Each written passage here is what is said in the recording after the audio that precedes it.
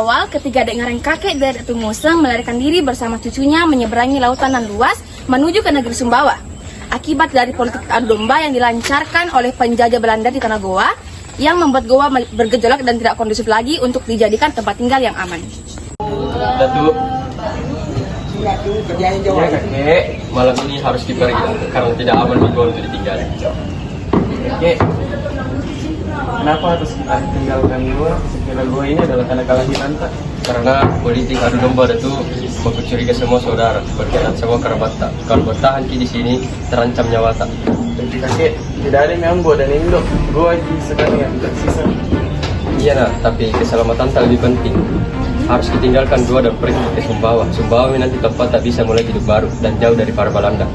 Baik kakek, asal tidak kita tinggalkan tak sendirian. Di Pulau Sumbawa itulah akhirnya Datu Museng tumbuh menjadi seorang yang dewasa dan bertemu dengan Maipa Diapati di sebuah rumah pengajian yang bernama Balai Mompewa.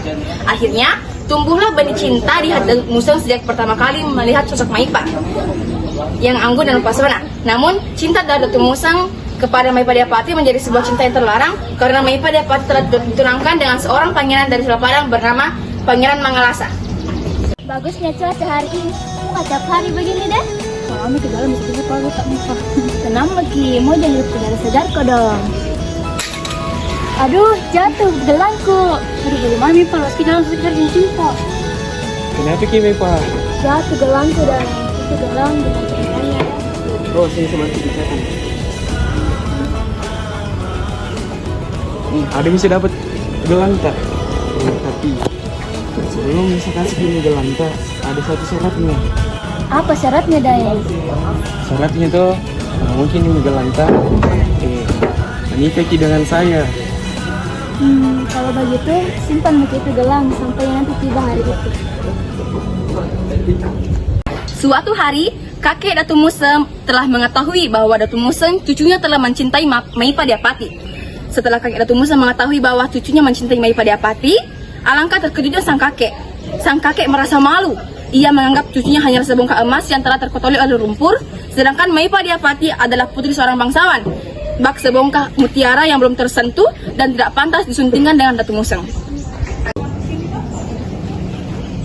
Betulkah itu yang saya dengar nak? Kita suka Maipa Diapati.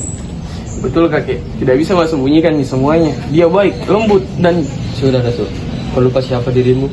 Kita ini hanya rakyat biasa Jeki. Kau itu ibaratkan sebongkah emas yang sekarang sudah ternodai dengan lumpur.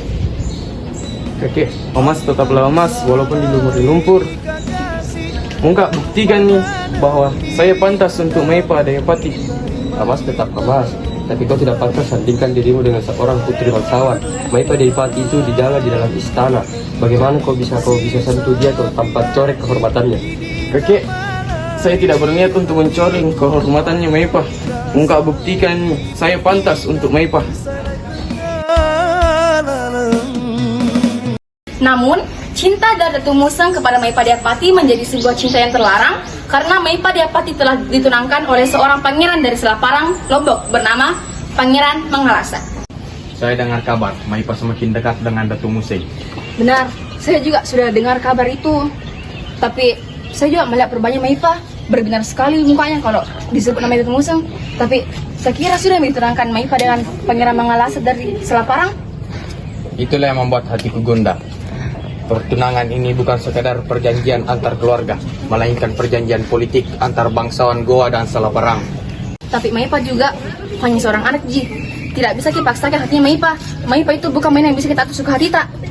Saya mengerti perasaanmu, tapi cinta antara Maipa dengan Datu Museng adalah cinta terlarang. Datu Museng hanyalah pemuda tanpa kedudukan, sedangkan Maipa adalah seorang putri bangsawan. Jika mereka tetap bersatu, bukan hanya keluarga kita yang malu, tetapi hubungan kerajaan yang bisa hancur. Jadi benar, cintanya tidak direstui. Ayah dan ibu hanya memikirkan kehormatan keluarga, sedangkan hatiku telah terikat pada Datu Museng. Minta maaf Kak Dayang, jodohkan saya sama Pangeran Mangalasa. Maipa, kita tidak bakalan sejak kita matematika, kita udah susah. Sayang tidak tapi ke depan kepala ke depan. Tidak kusalahkan saya, aku orang terbiasa jika sedangkan dia seorang bangsawan. Pergian Datu Moseng yang berusaha untuk melupakan Maipa ternyata tidak berjalan baik. Perpisahan mereka justru membuat cinta mereka semakin kuat. Rasa rindu yang teramat dalam kepada Datu Moseng membuat Maipa akhirnya jatuh sakit. Sepulang dari Tanah Suci, Datu Moseng mendengar kabar tersebut. Banyak tabib yang didatangkan, tetapi tidak satupun yang mampu menyembuhkannya. Atas saran ahli nujum, Maipa akan sembuh jika didatangi oleh pemuda yang sering disebut dalam tidurnya, yaitu Datu Moseng.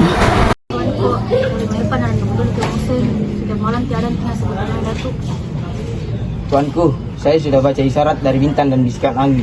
Kalau mau pulih Maipa harus dikasih ketemu Maipa dengan itu laki-laki yang ada dalam rindunya. Tidak ada jalan lain.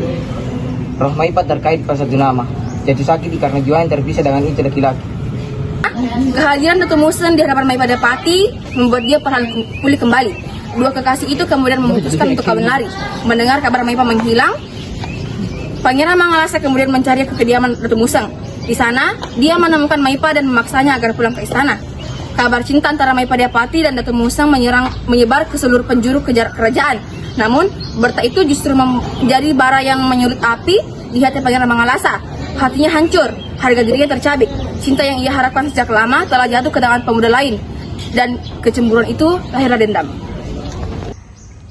Mengaku kau kalah, tapi saya kalah bukan karena lemah. Saya kalah karena aku menang dengan hati yang tulus dan cinta yang sejati. Datu Moseng, aku telah melihat keberanianmu dan merasakan ketulusanmu. Cintamu pada Maipa tidak tergoyahkan, bahkan oleh perintah seorang raja. Ampun tuanku, saya hanya orang biasa yang berani mencinta anak sematawayanku. Mulai hari ini, aku batalkan perjodohan Maipa dengan Pangeran Mangalasa. Dan aku restui kau, Datu Moseng, sebagai pendamping hidup Maipa. Tidak hanya itu, sebagai bentuk penghormatanku, aku angkat kau, Datu Moseng, sebagai panglima perang kerajaan Sumbawa. Akhirnya, Datu Moseng mendapat restu dari Sultan Sumbawa. Mereka pun juga dinikahkan dan Datu Moseng diberikan pangkat sebagai panglima perang. Belum lama setelah Datu Moseng dan Maipa Dapati menikah, kabar buruk datang dari Makassar. Belanda membuat kekacauan, rakyat menderita. Raja Goa meminta bantuan Sultan Sumbawa, maka berangkatlah Datu Moseng ditemani sang istri. Namun, kedatangan mereka justru membangkitkan nafsu seorang kapten Belanda yang tamak dan haus kuasa. Tragisnya, istrinya sendiri, seorang noni Belanda, harus menyaksikan pengkhianatan cinta dari sang suami.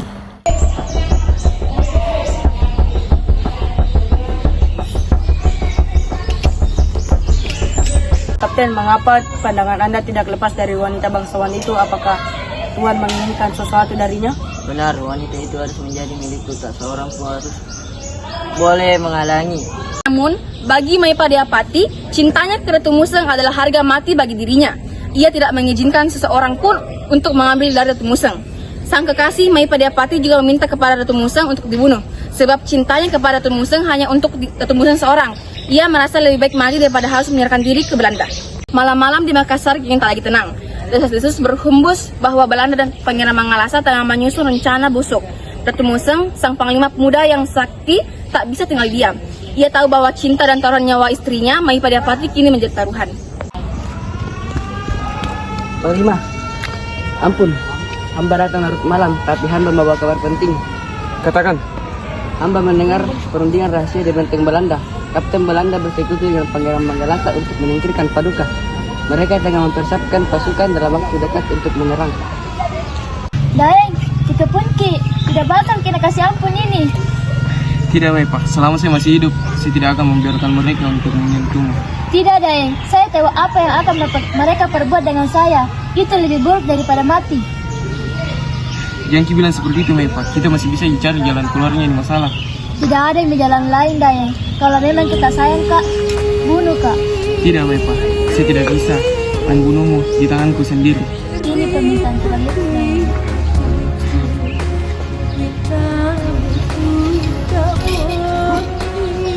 Ya Allah, ampunilah hambamu. Maipa, tunggulah aku di waktu duhur. Jika aku belum datang di waktu duhur, tunggulah aku di waktu asar. Dan jika aku belum datang di waktu asar, tunggulah aku di waktu maghrib. Dan apabila di waktu maghrib aku belum datang, tunggulah aku di keabadian. sangat berat hati, Datu Musang lantas mengabulkan permintaan sang istri. Ia pun juga menikam badik pusakanya kepada sang istri tercinta. Setelah itu, karena rasa cinta yang ada pada istrinya Maipadiapati, Datu Musang pun juga melepaskan semua ilmu-ilmu yang dimilikinya, membiarkan dirinya dibunuh oleh sang penjajah. hati